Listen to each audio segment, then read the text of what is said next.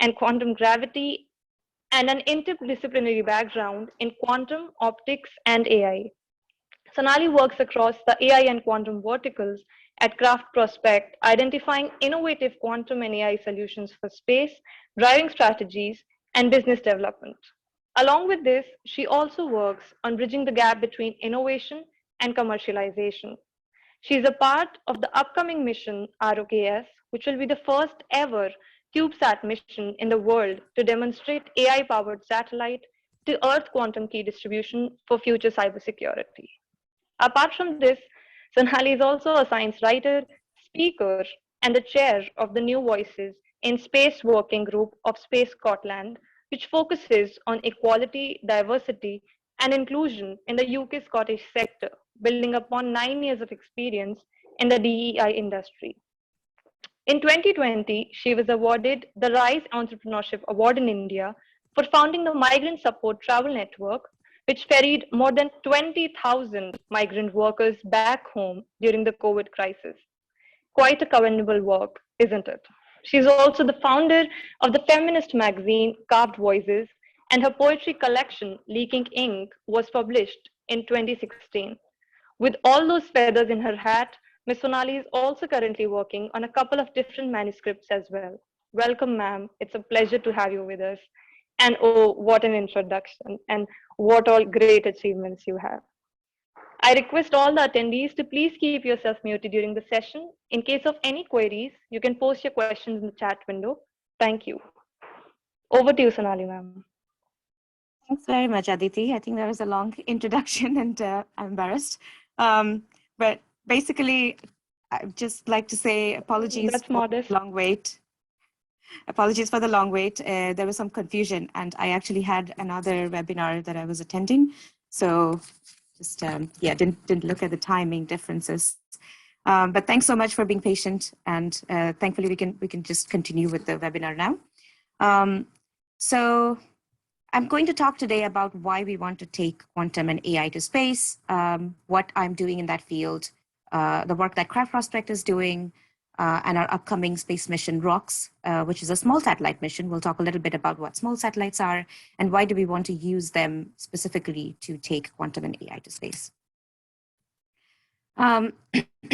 So just to recapitulate on what our world currently looks like. Currently, we, as all of us are very aware, internet and wireless communication has rapidly penetrated our society. So just thinking from our grandparents' generation to right now, I think they are the generation which has seen exponential change in how our society works. We have gone from having no electricity to a world which is completely electrified, to a world which is now producing quantum computers, as many of you are aware. And we have also, and in the other side of things, in the space side of things, we have gone to the moon before. And while we haven't repeated that exercise multiple times, there has been lots and lots of activities over the years. A lot of the times there's this question of how do we balance between going to space or doing exploration activities and budgeting where that money can go into other things that can improve our life on Earth. And we're coming to a point when both of them are coming together. Thinking about the future of humanity, a good future for humanity, and then thinking about quantum as well as futuristic sci-fi-ish technology, as well as going to space, are all coming together today in a holistic picture. And we need to keep in mind everything and have a bit of a systems thinking approach to it to go forward in a evidence-based manner. So basically, if we talk about communication demands around the world today, in order to keep up with demand today, we're switching to fiber optic cables. And as mentioned on my slide, the volume of user traffic on carrier networks today is growing at between 20% to 40% per year. This means that this is going to put a lot of pressure on our current networks. And so the need of the hour is we need new technologies, we need expanded bandwidth, we need network autonomy, and we need many, many more fiber links.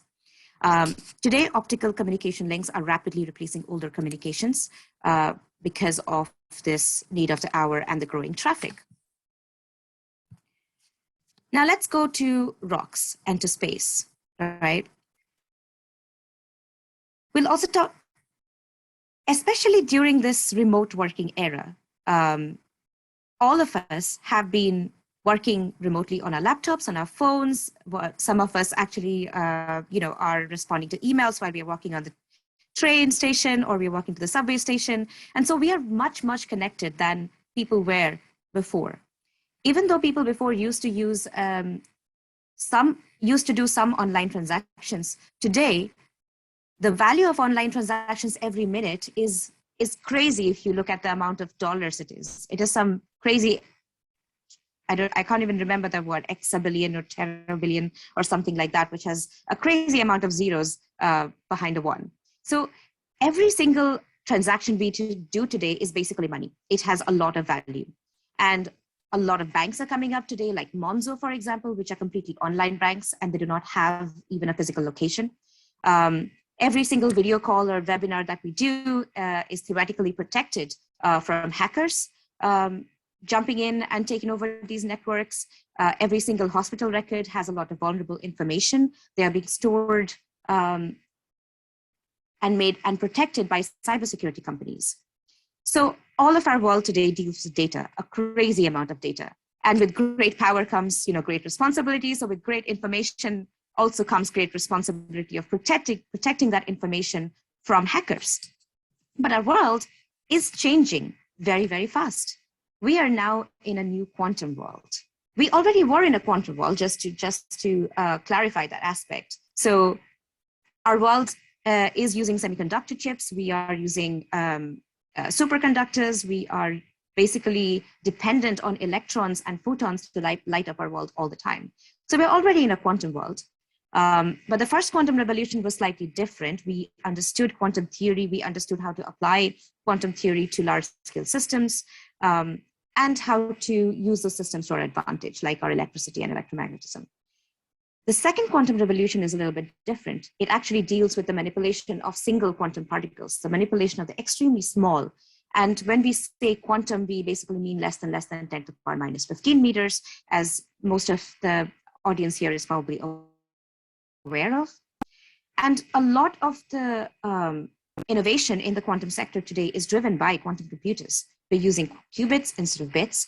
They have faster computing. They have quantum memories. They will be able to solve optimization problems much, much faster than classical computers used to. We are exploring the usage of quantum machine learning technologies. And a big thing about quantum computers is that Shor's algorithm shows that they are able to factorize large prime numbers much easier than classical computers used to do. And coincidentally, this is something that we were dependent on in our current cybersecurity networks. So our current cybersecurity networks are dependent on public key encryption mechanisms, and I'm going to talk about them a little bit later again. But today we basically are coming to an era where a lot of different kinds of quantum technologies are very rapidly progressing. And this just means that we have to think about our world in a very different way. We have to think of very different ways of safeguarding our world. And while they are solving a lot of very important problems in a much faster way, and we are looking forward to those solutions, we must also be aware of the boundaries when quantum is a solution and when quantum is a problem. So today I'm going to talk about a specific problem, which is cybersecurity, as you might have guessed. And here we're going to cover a lot of different kinds of quantum technologies, such as quantum computers, quantum key distribution, which requires quantum transmitters and quantum receivers, and quantum algorithms. We are going to talk about quantum random number generators as well as quantum sensors, maybe. So public key cryptography systems are the systems that we are reliant on today. They are reliant in turn on tough maths problems, such as we take two really big prime numbers, we multiply them, and then the final prime number, if we can factorize them, then only we'll be able to break the encryption. But factorizing a really big prime number, factorizing a big number which has prime numbers as its factors is really a very hard math problem to solve. And if you calculate this, calculate the time it's going to take classical computers to solve that problem, you can see that it is more than the lifetime of our universe. But this is going to change because quantum computers, on the other hand, will be able to solve some of these kind of problems in less than a minute. That is a really big order of magnitude change, right? So with better and better computers and even quantum computers on the horizon, we are seeing that there are new methods of breaking our current cryptography. So going back to more data equals more responsibility, how do we now take responsibility again of protecting our systems, our cryptography systems in particular, from quantum hacking? So the answer is again in quantum and quantum cryptography. Now there are multiple different kinds of quantum cryptography systems in the world. And the two main theoretical frameworks are one, which is again based on algorithms, and these are known as post-quantum crypto algorithms. Those are algorithms that quantum computers also find difficult to hack.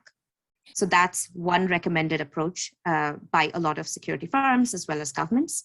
The second is quantum key distribution, which is currently, we do not have any proper recommendations on, like how you should be interfacing that in your current systems, what are the boundaries of quantum key distribution, and when can we actually go towards protecting our whole world by forming a network of quantum key distribution systems around the world. But the main difference between those two approaches is that one is algorithmic, while quantum key distribution depends on using actual quantum particles such as photons and embedding information in the polarization state of those photons. And if somebody tries to capture those photons midway, then we know from quantum mechanics and the Schrodinger's cat paradox that if we disturb a quantum system to measure a quantum system, then we collapse a wave function. And so this collapsing of the wave function leaves a trace of somebody manipulating that system, of somebody interacting with that system. And so if our hackers or eavesdroppers are manipulating with that system to measure the system and find out the information that we are sending from a sender to a receiver, then we will always have a trace of those eavesdroppers in our system. And so we can always find out that we are being hacked or we are being observed. And we can also place boundaries, we can place actual numbers, we can quantify the amount of information that those eavesdroppers have taken out of our system. And so it is going to be always future-proof. It does not matter whether quantum computers are hacking into it or some guy with a quantum measurement system. It does not matter, so it is always future-proof. It is not dependent on the type of measurement done. So we will always be able to find out if our security has been compromised, even if it's compromised by quantum computers. So quantum key distribution as a methodology is a future-proof, is an actual quantum methodology, but there are there's not just a couple of, but there's lots of unknowns about it at the moment, and it is more difficult to interface with our systems as they stand today. And that is why the progress on this is a little slow. So as I was saying before, basically you have a sender and a receiver. Typically these are known as Alice and Bob in quantum information communities. Alice sends information encoded into the polarization state of single quantum particles, which are represented on the screen as these yellow dots, flickering dots. And so a lot of you will know about the different kinds of quantum states of a photon, and polarization states are one of the states.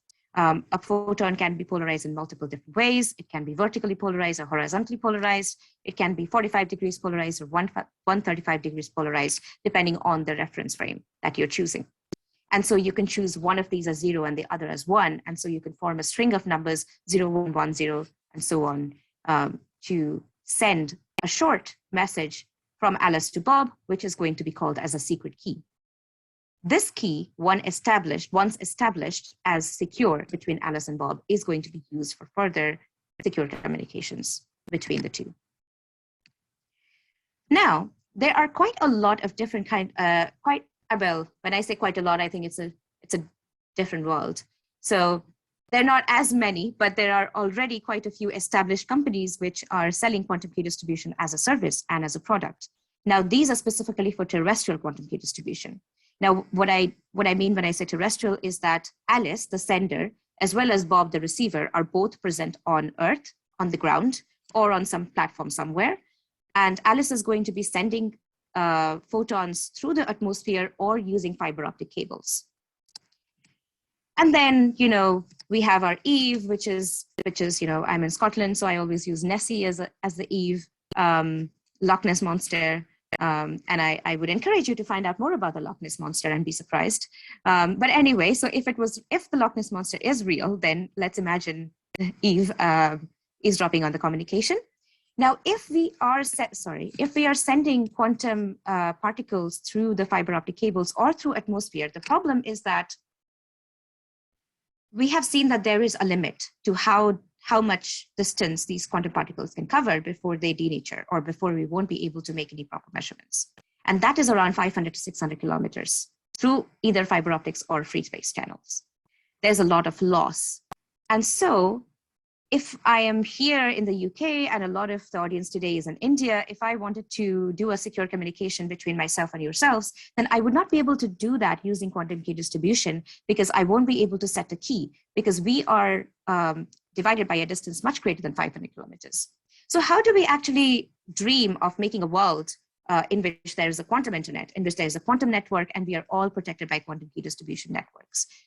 We have to think of something that takes us over this limitation, this distance limitation, and that is where space comes in.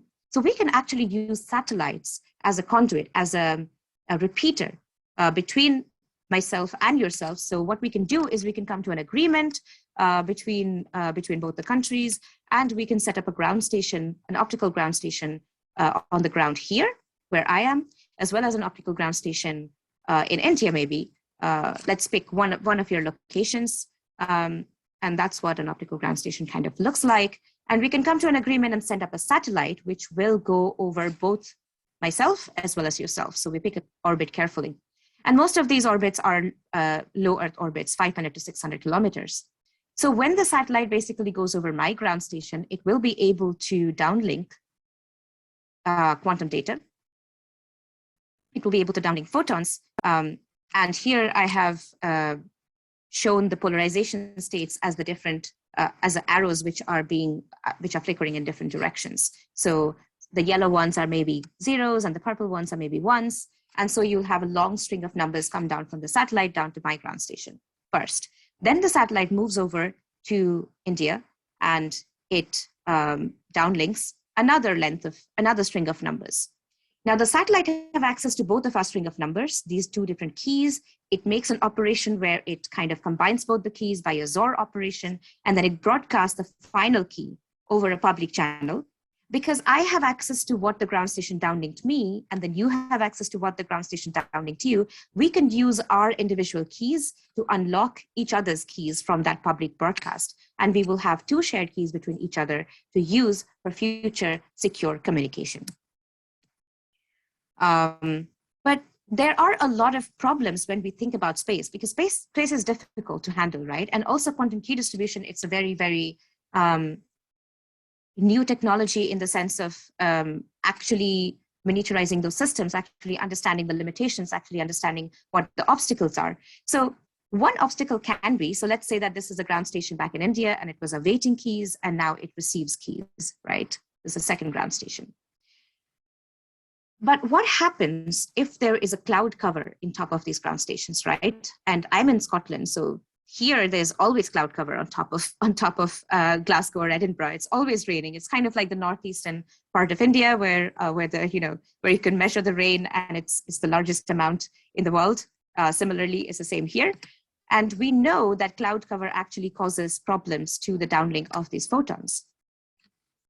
But before I go and touch upon some of the problems and how do we actually take measures for these problems, let me talk about what are actually CubeSats. So imagine a cube of 1U size. When I say 1U, I mean 10 centimeter times 10 centimeter times 10 centimeter. So you can stack these cube spaces on top of each other to make 2U or 3U or 6U or 12U size of CubeSats. And on the left, you can see what an actual satellite frame looks like. So this is a satellite bus. When we actually want to realize this dream of having a network of ground stations around the world, and then we want to have a network of satellites servicing those ground stations around the world by providing them a set number of keys every month, so that we can all do these secure communications, we can all have secure data lines. We can log on to our banks and not be afraid that somebody is waiting to hack our OTP that the bank sent us. We cannot do so by using conventional satellite missions, because conventional satellites are really big. They are around 600 kilograms. They take a really big team to build together. And they typically are also funded by government organizations or like ISRO, like NASA, like ESA, like UKSA, because they are the people who have those amount of access to those huge pots of money. And also they carry a lot of risks, because what happens if we lose one 600-kilogram satellite, we lose a link to it, then it's not very easy. We can't have a backup. And we also would not be able to just send another satellite up right the next year to replace this particular satellite, because it's going to take us another 3 years to build that big satellite, or maybe more, maybe 10 years, depending on how complex those missions are. So this is where CubeSats come in. CubeSats are tiny Cube satellites. They were originally produced, they were originally thought of at the University of Stanford to enable university students to actually have some hands-on experience with building real satellites and then setting up the satellites and testing them in an orbital environment. But soon the world realized that we can all use these tiny Cube satellites because they are small. And if we are basically looking at the trajectory of how technology is evolving in the world, then we are seeing those technologies becoming smaller and smaller and smaller. There's a huge miniaturization drive. Computers started from being filled up to a whole room, and today they're basically laptops, or today they're like tiny Apple Watches, right? The size of computers has gone much smaller. The size of engineering materials, such as like semiconductor chips or images like cameras, they have also become really small. Today we have cameras embedded in our phones. Today we have spy cameras, which you can just attach to a pen or something and can spy on people. So the scale of things has changed. And at the same time, engineering of these satellites have kept pace. So we can today imagine that we can squish in a lot of tiny sensors into a really tiny CubeSat, which is the size of a Kellogg's breakfast cereal box on your table. And you can send it off to space like a little tiny explorer. So that's what we do. That's what a lot of companies around the world do today. And that is what has helped steer this new era of space exploration as well, which is known as new space. So new space basically refers to the democratization of space and a very different way in which space now works.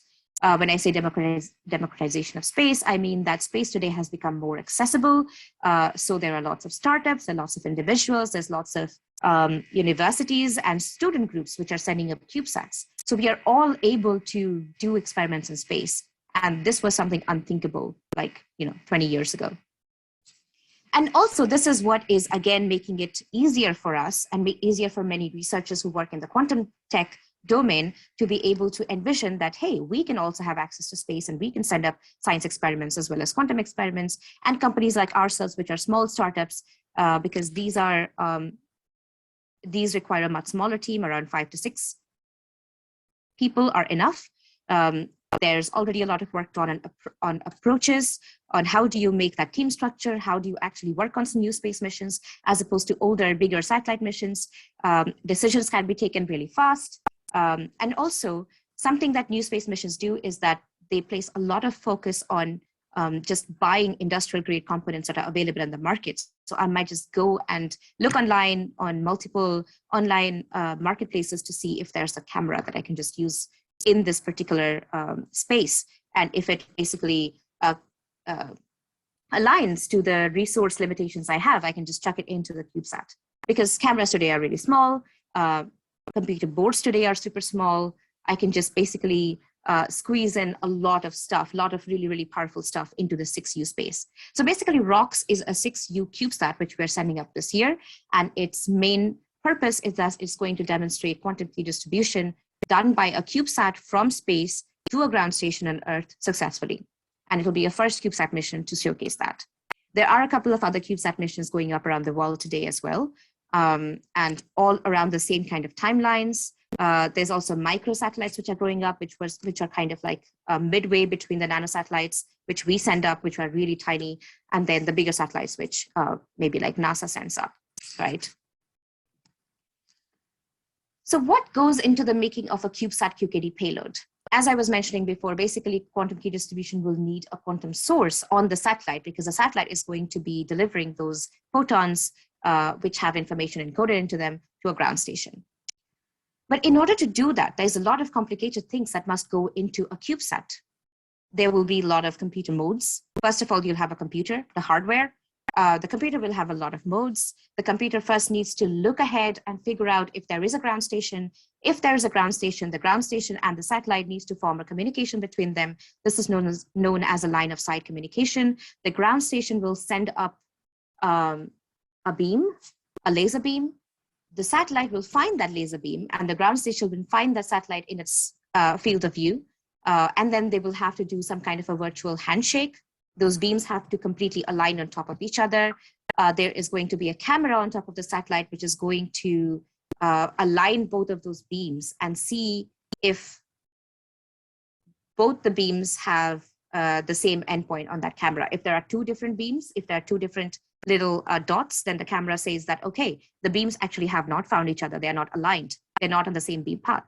And so it kind of changes a little mirror, which can reflect that beam and change its position, change its direction of the beam from the satellite. When that mirror locks onto the other beam, and when the camera basically has one dot, which is one beam on top of the other, then we know that the ground station finds the satellite and the satellite finds the ground station. That's when the camera, that's when the computer will say that, okay, so we have a line of sight link established. Right now, let's open the quantum channel. Now, the quantum channel is basically a channel. It's just a free space link where you switch on your quantum source on a CubeSat, and the quantum source then shoots out laser pulses. Let me see if I actually have a little video of those laser pulses here. I don't. Okay, interesting. But you saw my video before, right? So if I switch that on again, so the ground station basically is waiting for the satellite to come on top of it, right? This is kind of what an optical ground station looks like. And currently with the University of Bristol, we have actually built a small ground station which looks similar kind of scale. It can be taken on the back of a van, and we can just move it around near a RF ground station. And then the quantum channel opens once both of the beams are on top of each other and the ground station receives the photons. So once it finishes receiving those photons, obviously it must have apparatus to measure quantum particles such as photons, and then figure out what the polarization states of those photons are, figure out what kind of errors we have, what kind of losses we have. And we also need to make sure that when the satellite is sending those photons down to the ground, there can be many different photons that are just lost to atmosphere. There can be many different photons which have flipped polarization. So how do we correct for all of that, right? So that's what forms the software protocol layer, the embedded systems, the electrical and other hardware that are there. Then you have all the optical systems which actually come as part of the quantum source, as well as the beam steering, which directs the quantum source towards the ground, which can comprise of lasers, LEDs, emitters, telescopes, and so on. Right.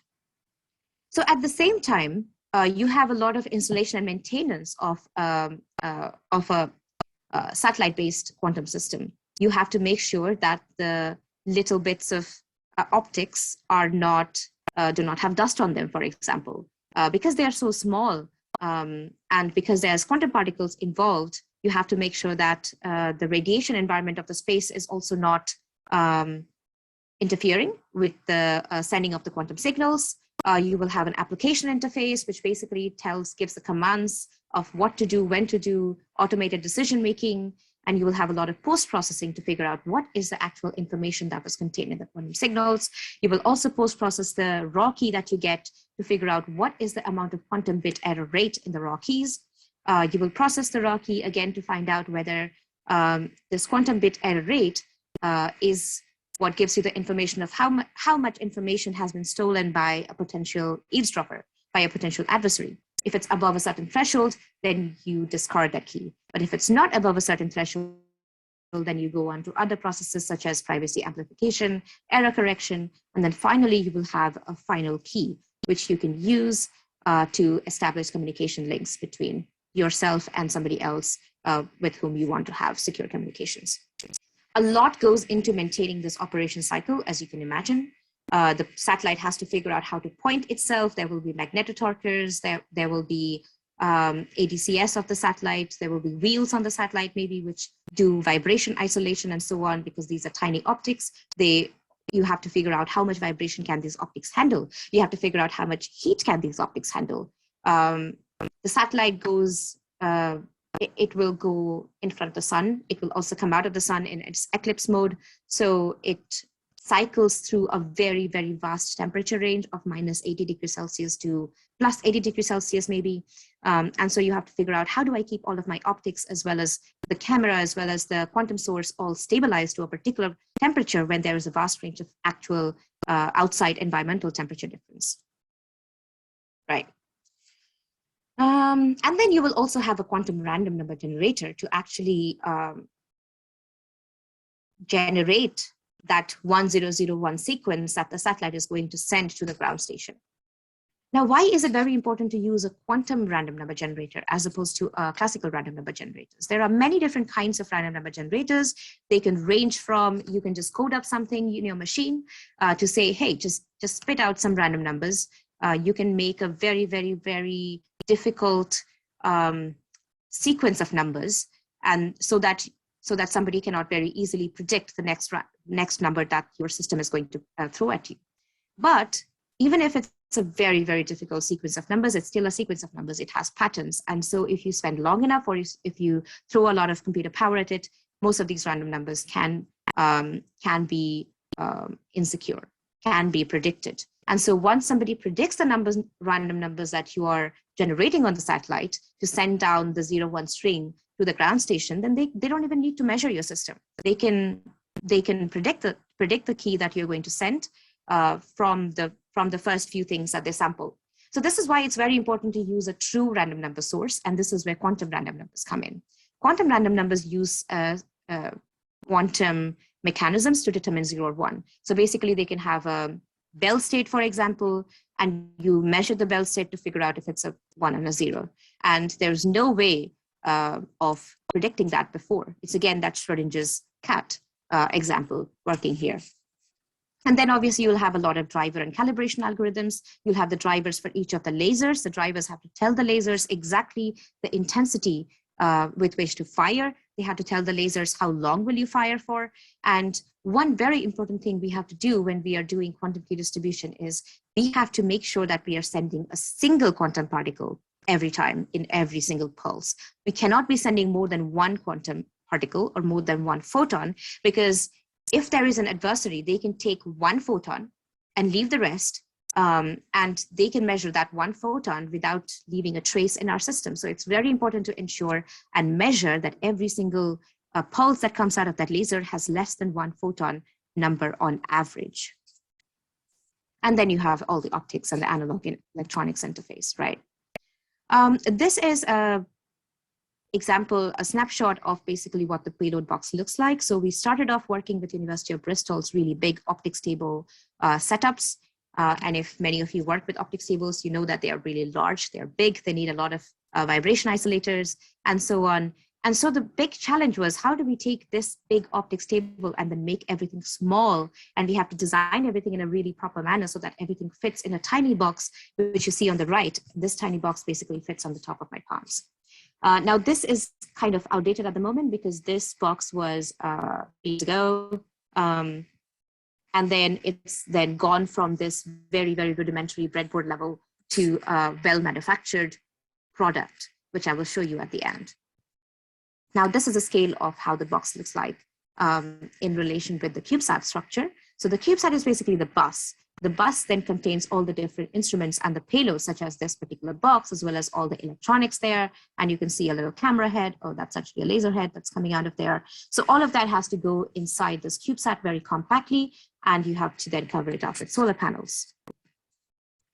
So basically, ROKS is going to be the first in-orbit demonstration that is going to showcase quantum key distribution is possible using a small satellite like a CubeSat. And we can receive the quantum key on the ground station. That is what success for ROKS means. At the end of ROKS, we will be going forward and offering ROKS as a service. So we will offer quantum key distribution as a service to many different key providers, for example, service providers.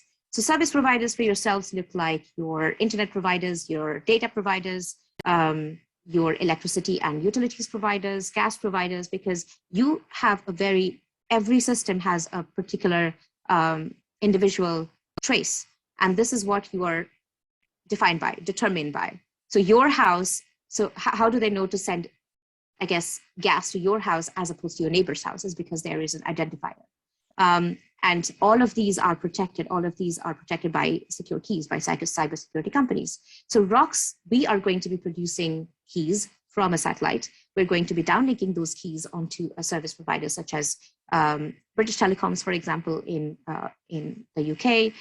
It could be, some other kind of provider in India and around the world. And then those providers are going to use those quantum keys to ensure that everything that they use to protect yourself is protected by quantum keys as opposed to classical keys. So coming back to AI on the title slide, and why I'm saying taking quantum and AI to space. Remember that I was talking about the cloud cover problem. So if you have cloud cover on top of a particular ground station, then it's a bit of a problem because, as you can imagine, quantum particles are really small. We are sending one photon with every pulse. It is less than 10 to the power minus 15 meter. It's tiny. And so the beams are very weak, and they're weak for a reason because of security purposes. But because we have such weak beams, that just means that there can be a lot of loss in the system. Like if you have atmosphere on the way, if you have a lot of dust particles in the way, then these things are going to interfere and they're going to be lost. So, and particularly cloud cover is a big problem on top of a ground station. And this is why military and defense doesn't want to use quantum key distribution systems at the moment, because how do we make sure that we're sending the key when it's required if there's clouds? This is where AI comes in. This is where we have used AI to find a way around this problem. So our AI system, known as a forward-looking imager or the FLY, basically has neural networks, lightweight neural networks, which are deployed into certain kinds of hardware, such as ESA hardware.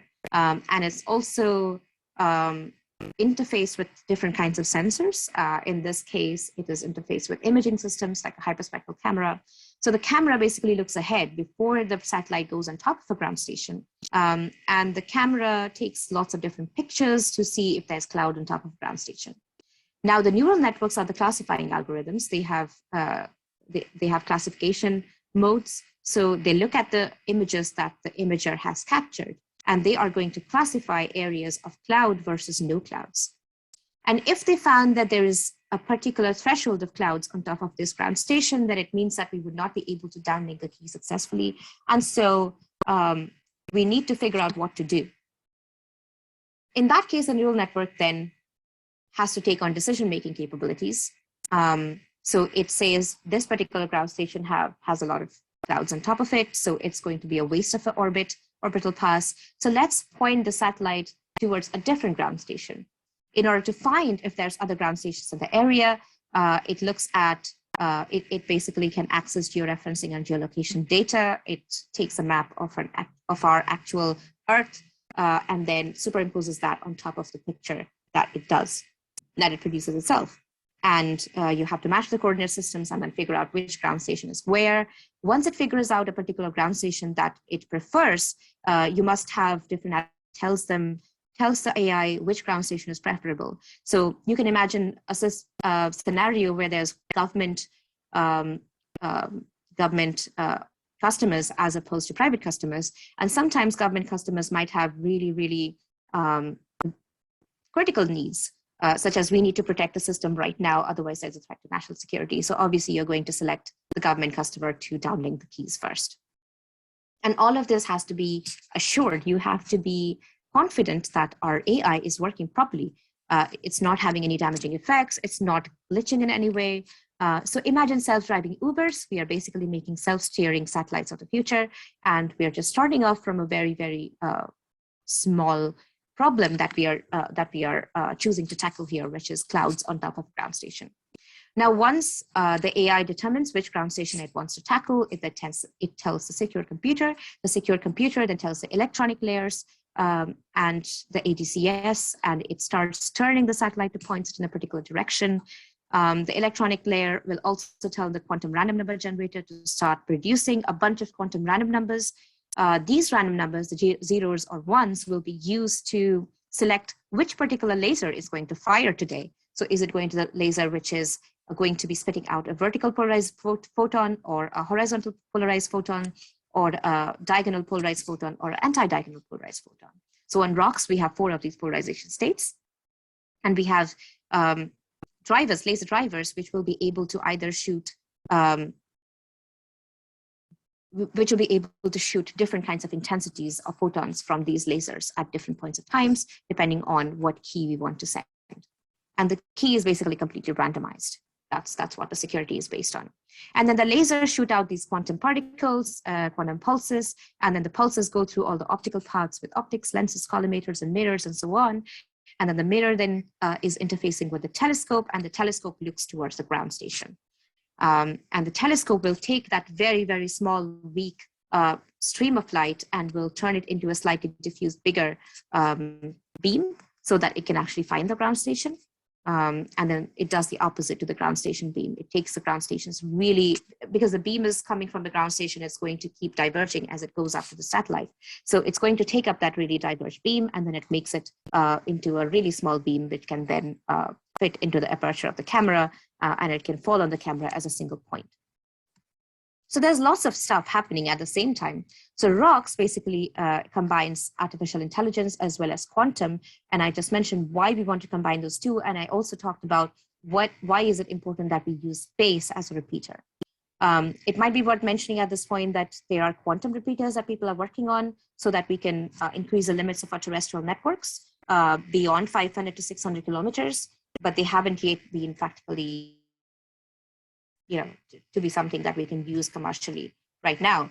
And so space remain to be the only solution that we can see to basically expand the network and make sure that we are providing a quantum internet all over the world.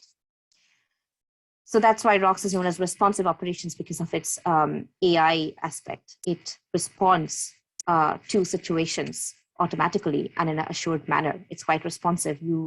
So using AI, you are making sure that we are reducing the dependence of a quantum system on a human system on the ground, and we are able to automate a lot of these decisions.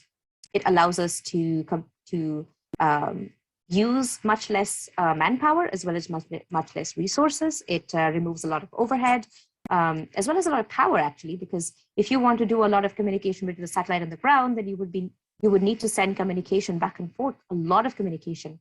And CubeSats, because they're small, have a big limitation on power and resources on board the satellite. So you have to make sure that everything takes less power. And so you have this word known as swap. CubeSats have a low swap, low size, weight, and power envelope. So the main payloads which make up ROKS are the optical beam steering, the quantum key laser source. So quantum key laser source is shown in green because it's called JADE. So we have named all the different parts of ROKS as different ROKS, literally. So JADE is joint alignment diode emitter because it aligns the quantum beam, and then it uses a lot of diodes, and then it emits the quantum beam outside. The quantum key laser source has a coupler, and we attach the laser source here to the appetite box, which is the acquisition, pointing, and tracking in tiny environments. That's the box that I showed you previously. It has all the tiny optics. It has a movable mirror that is motorized, and it can be controlled by the camera again, and a control loop mechanism. So we use a fiber to couple the output of the quantum source into the beam steering system. And then the beam steering system is completely vacuum. So it will have the light beams just going through free space. And then that goes out, that is directly interfaced onto a telescope. Now, again, this is interesting because the telescope, we look to see if there are telescopes already available in the market, which are small, which can have the performance metrics that we require. And we found that, unfortunately, we could only find telescopes which are bigger than the amount of space we had, which was basically a 10 centimeter, 10 centimeter, 10 centimeter, or slightly more than that cube space. And so we are partnering with Fraunhofer in UK.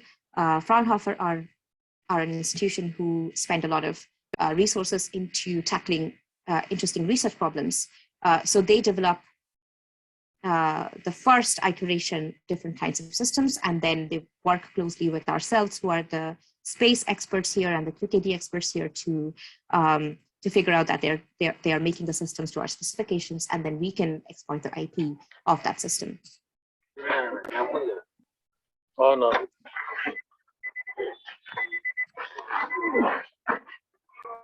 Sorry, I was hearing some noise, so I just muted. Apologies for that.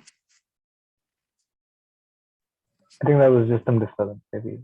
Please continue. So we also have basically the low power real-time AI systems, the onboard intelligence systems over here. So they are going to be interfaced with a camera, which is also going to look either from this face or the other face, depending on which is going to look downwards. And then you have the secure assured computing, where you have all the key storage. This also acts as a secure interface between the ground and the space side of things, because we want to use the satellite as a trusted node. We want to trust the satellite. So we want to make sure that all communications into and outside the satellite, into and out of the satellite, basically go through this secure assured computing, so that nothing comes directly to the payloads and they would not be able to be hacked, right? Now, I have talked a lot about the different kinds of quantum systems we use. I've talked a lot about miniaturizing all of these devices, of all of these electronics. It takes multiple different kinds of expertise to bring this system together. So you have quantum scientists, you have theoretical physicists, you have people who do the algorithms, you have computer scientists who are really good at understanding code and who can take basically a physicist code and then turn it into a work of art that actually goes into some of those systems, and we can call them commercial grade. Then you have project managers who understand how do we actually manage the various moving aspects of these very, very complicated projects. And we have lots of lasers. We have so many lasers, and we have to ensure that we're not shooting really high intensity lasers down to the ground and taking out someone's eye by mistake. And we also have to be careful that when ground stations are shooting up lasers into space to find the satellites, they are not blinding pilots in airplanes, for example, because we wouldn't want that as well. Otherwise, we'll be in a lot of trouble. So even though we are reliant on a lot of industrial components, what this allows us is speed, obviously, and they are cheaper. We can just buy them off the shelf. But what it doesn't allow us is that we do not know if all of that is secure. Those components are not built to quantum standards as we have today. So we have to take them apart sometimes. We have to figure out how do we standardize this? We have to talk to the suppliers. And a lot of innovation is required, starting from how do we make a quantum source? How do we manipulate a single photon? How do we ensure that the temperature along the length and width of the diode remains consistent, so that there is no signature of the temperature difference between those different lasers that are firing, because you have to make sure that every single quantum particle is identical. People should not be able to differentiate them. And even a tiny bit of temperature difference can lead to slightly different signatures on them. So again, that's another thing. So there's lots of risks involved. And then there's, different kinds of sources again. So the kind of source that we work with is known as a weak coherent laser photon source. So basically we use lasers, weak coherent lasers, because true quantum sources are very, very hard to manufacture. There are a couple of different companies which are tackling the question of manufacturing true quantum sources to commercial grade standards. But I am expecting that it's going to take some more time for those sources to be commercially available and something that we can trust on. The source that we use is an approximation of a true quantum source. It's a true quantum source, but it's not a single photon source. It's an approximation of a single photon source. What we do is we take lasers and you can pulse those lasers, but when a single pulse of a laser comes out, typically you would imagine there are lots of photons in that pulse. So we attenuate that pulse quite heavily, and we till the point that we are confident there's only one photon. And when I say one photon, it means that you have the kind of measurement you would do is you basically, take a profile of the number of photons coming out of this laser over time. And then you have to do an integration and figure out that the average number of photon in each particle, in each pulse, is less than one. It means that there will be one photon sometimes, and then there will be many instances of the pulses not having any photons as well at all, which means that they just wouldn't pulse, right? So then you have this interesting problem of, physicists talking to engineers in this very complicated system. Because when I say, I'm going to tell my engineer that, okay, we want one vacuum state, which has no pulse, it's 0 pulses. And then we have another state which has a 0.5 intensity, and we have another state which has a 0.8 intensity. And she would keep asking me, what does it mean, a vacuum state? And then I figured out, I just have to tell her that, just switch it off. That's the vacuum state. So, there's a lot of like communication interfaces here between different kinds of people working together.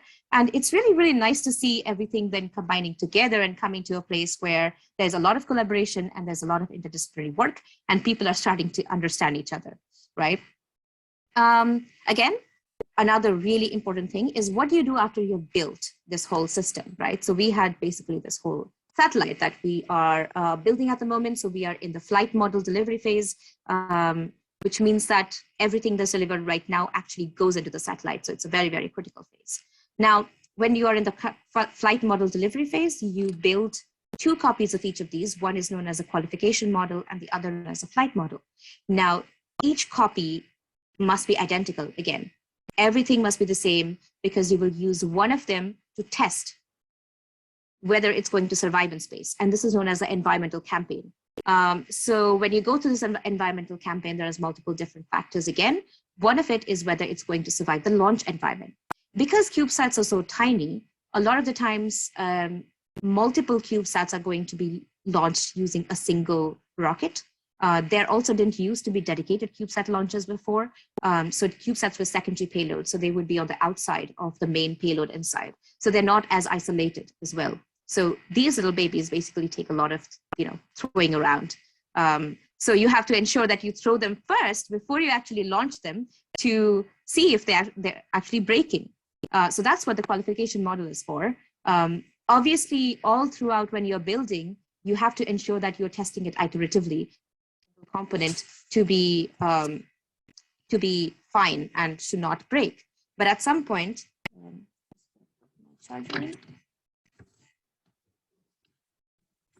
so I was talking about an environmental campaign about how do you go about making sure that quantum instruments are not broken in space, they're safe in space.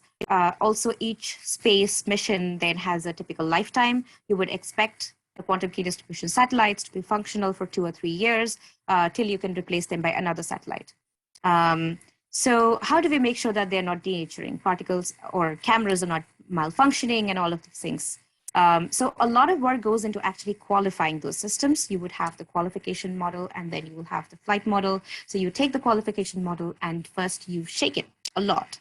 So for shaking them a lot, we basically are not going to just randomly shake it, but we are going to, each launch vehicle has a particular profile, a shaking profile, a vibration profile that they give you, that this is a particular kind of shaking. These are the modes that crop up when we are launching our rocket. So you basically simulate those kind of vibration modes in different kinds of environmental chambers. So you'd have a vibration chamber, you can have vibration cubes, you can have thermal and vacuum chambers where you are going to simulate the vacuum and thermal environment of space. And using a thermal chamber, you're again going to go into cycles. So you're going to put in your whole system and your subsystems and make sure that you go from -40 to +80 over an hour, and then go change that again. And that's a very steep change of temperature, which your instruments have to survive. So when you're designing the system, you have to think a lot about what components are you going to select and what are the different characteristics of those components, and what are the different boxes they must tick for you. What are the main numbers that you have to keep in mind? So basically, theoretically, work has matured quite a lot because quantum key distribution as a theory has been around for a while already. Practically, we have already done quantum key distribution on the ground. There's Toshiba, there's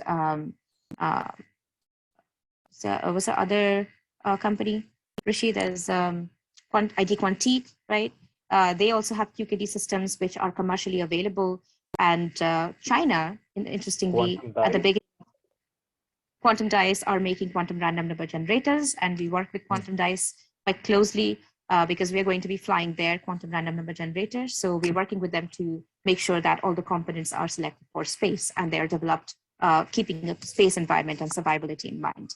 And then obviously so that the size is small and we can kind of then put it on top of a quantum source and offer that as a product together. And also regulations. We do not have any regulations at the moment. We're looking at laser regulations, like airline laser regulations to ensure that we are actually thinking about all of this. But because today the environment is very collaborative, because these are all early stage technologies, all over the world, people are working together.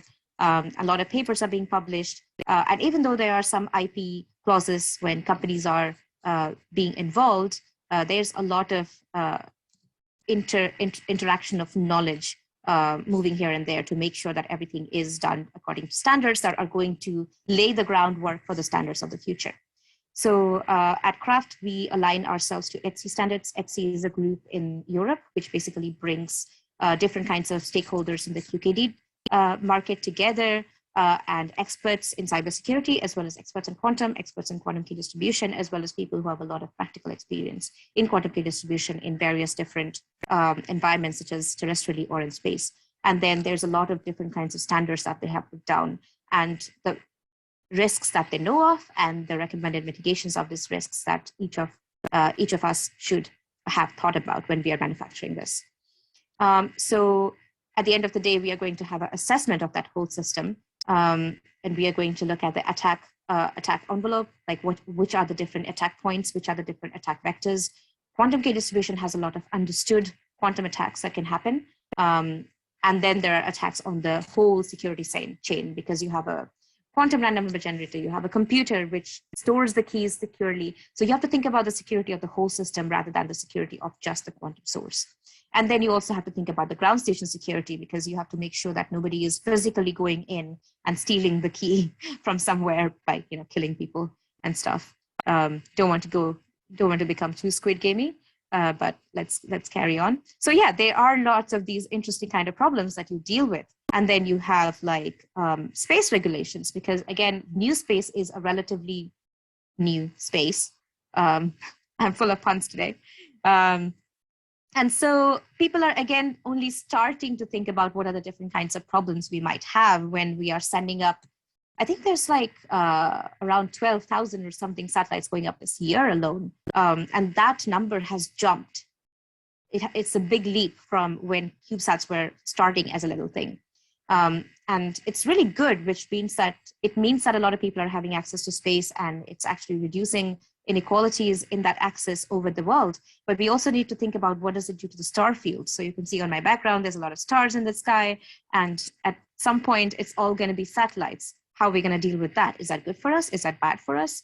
Then how do we ensure that satellite, which is decommissioned, so it's come to the end of its life cycle, how is it going to be decommissioned, and how do we bring it back safely to Earth? Because now we're not bringing back the satellites to Earth. We just, leave them there, like lifeless bodies just floating in space, and that's not good. That's just space junk. And then there's a lot of studies today into space debris. If there's lots of tiny particles in space, which can be man-made as well as which can be natural, but these prove a hazard to our satellites. But also when a satellite is decommissioned, and if something breaks off from that, then how do we make sure that those space is not just covered with space junk, and that we are leaving it clean? How to learn from what we have done to Earth, and we should not do that to space. Yeah. So there's lots of social, political, ethical, as well as scientific considerations that goes into a project like this when you're trying to prove quantum key distribution in space using a CubeSat for the first time. As many of you guys will know, China was the first country to have demonstrated quantum key distribution from space in the MICEUS mission. That was in 2016. And since then, China has already come a long way. In 2020 January, I believe, China became the first country in the world to lay down a network of cities that actually are being serviced by satellite quantum key distribution as opposed to terrestrial quantum key distribution. So we know it works. We know it's being already used.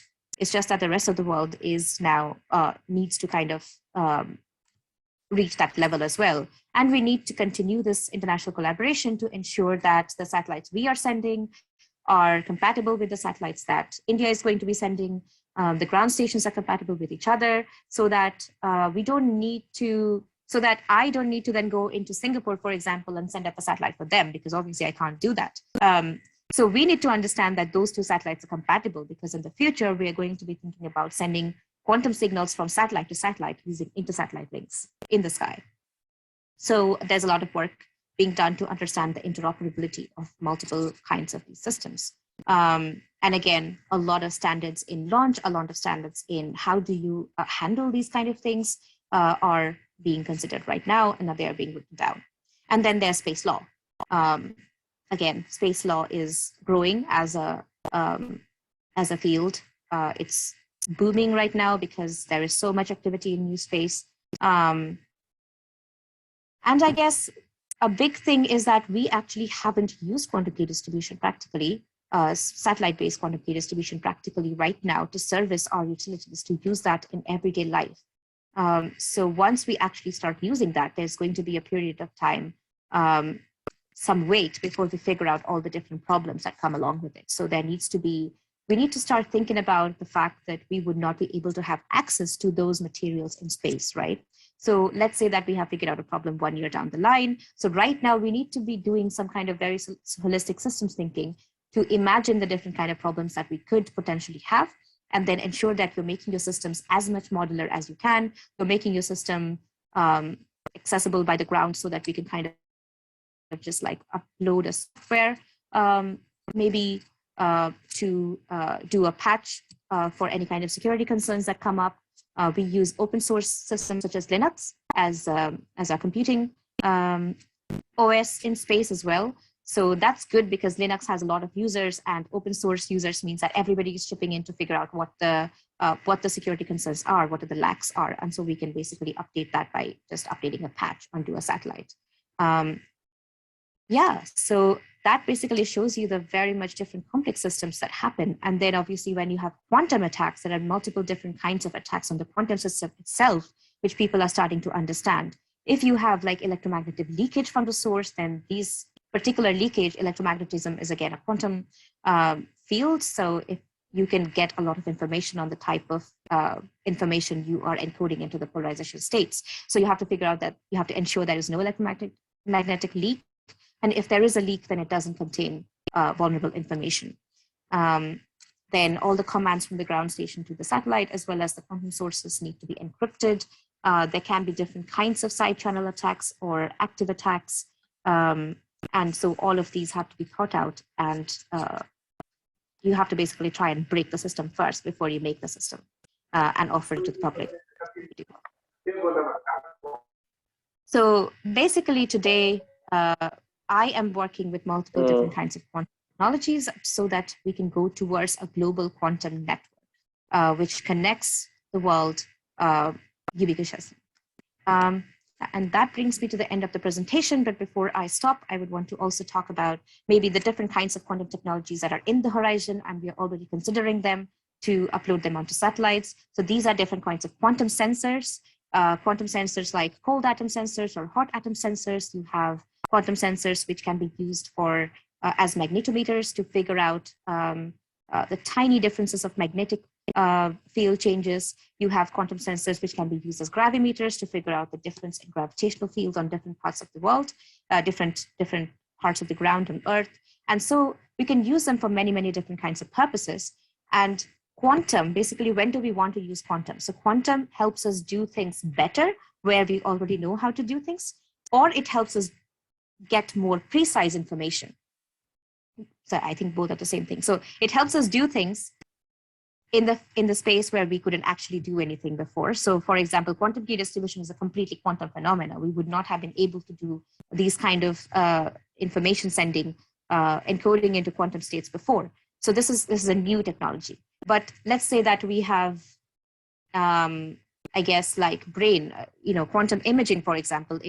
It depends on figuring out very, very tiny changes in your in the activity of your brain. So there, we used to have some ways of figuring out what these activities are, but now we can do them more precisely and better. So that gives us more information, and we can use that information to our advantage.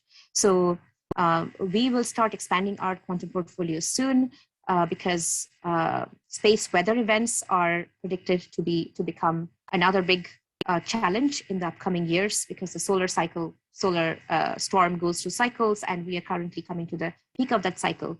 And maybe some of you saw the news that one of Starlink's satellites, basically, I think many of their satellites basically got damaged due to a space weather solar corona event recently.